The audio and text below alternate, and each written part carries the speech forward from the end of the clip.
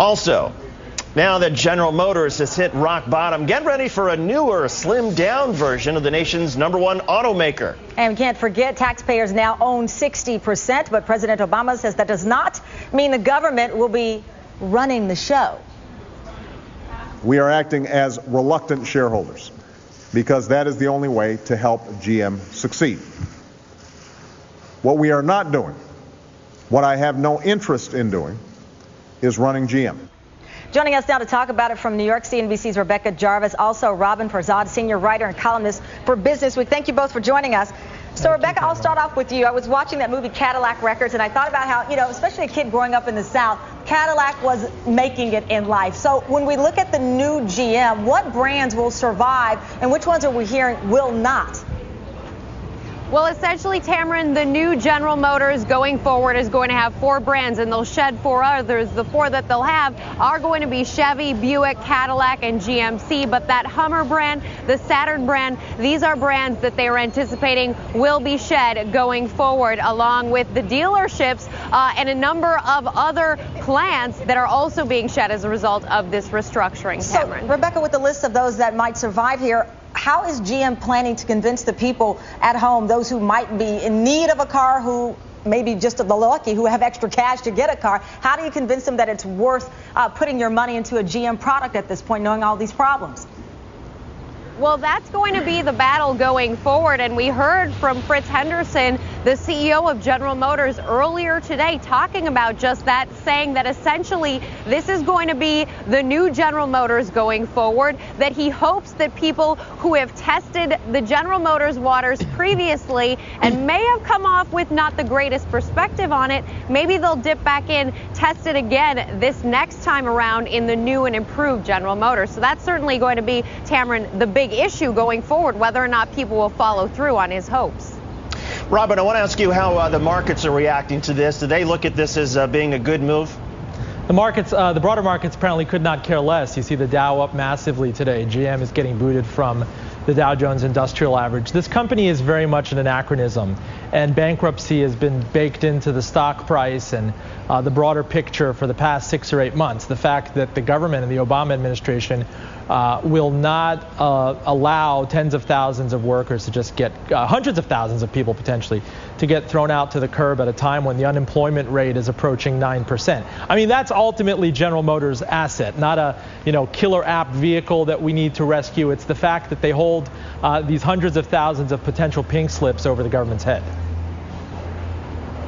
Well, let's go ahead and bring in Michigan's 12th District Congressman Sandra Levin. Congressman Levin, the Obama administration was pretty tough. When you look at the accounts of how they made their decisions, they had an option to perhaps give General Motors a little bit of a softer landing a month ago, and they rejected that. Are you satisfied with how the administration handled this?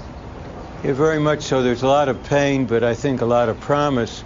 And what I just heard, the workers are vital, and that's one reason to keep GM alive. But there are other reasons. They are in the middle of building the cars of the future. Cadillac remains, Buick remains, Chevy remains, the truck remains, but also they've been working for years on the Volt, and that is going to be one of the cars of the future, the electric vehicle. So GM isn't an anachronism. It's had its problems. It was once the Titan, and I think it's fallen, but it's going to rise again, as the president said, and it's important for America that it rise again. And Congressman, though, if it does not, when will it be enough? How much taxpayer dollars will be enough? And I know I just read the Michael Moore piece, and you talk about the pain that people in your state are experiencing, and I think our hearts certainly go out. No one wants to see someone out of work at this point or ever, but when is enough help enough where you get to the point that it just can't survive, GM can't survive? Well, look, the gamble is, and I think it's an important one, is $50 billion will be enough and we'll get some money back. The president has made clear that this is the final injection, and now it's created, the government has helped to create the opportunity. Now it's the responsibility of everybody to step up, and so far they have. So the taxpayers must be considered here, and the president made clear that's why the government has stepped in here.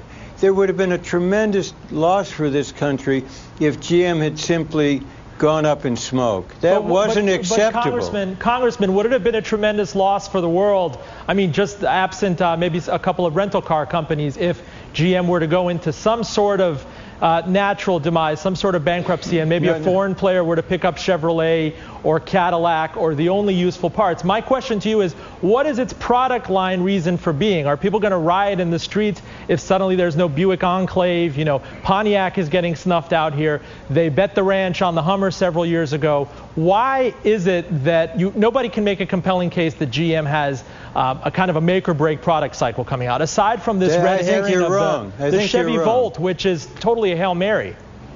What do you mean a Hail Mary? It's undeveloped. It's going to require significant R&D that the government will have to chip in. Already, the likes of Toyota and Honda and even Ford are well ahead of GM on hybrid technology. And so you're asking us for patience, for forbearance out to what, 2012, 2013? No. Look, Joe, go out to the GM Tech Center and look what they're doing with battery development and with the Volt. Have you been there? Well, I should go there because now I guess I own part of it as a taxpayer. Look, maybe free you admission. should go there. You should go there for another reason, and that is American auto production, the domestic industry, is important for the future of technology in this country. Would you be saying that if you were a congressman from Nevada or Colorado? I surely hope so. I surely hope so, because the automotive industry is an important part of the manufacturing base. The manufacturing base of this country is important to the evolution of technology. Well, we will see where their evolution will take us. Thank you, gentlemen, for your time. We greatly appreciate it. Thank you as well, Rebecca. Here are a few other things we want to add into this conversation about GM. If you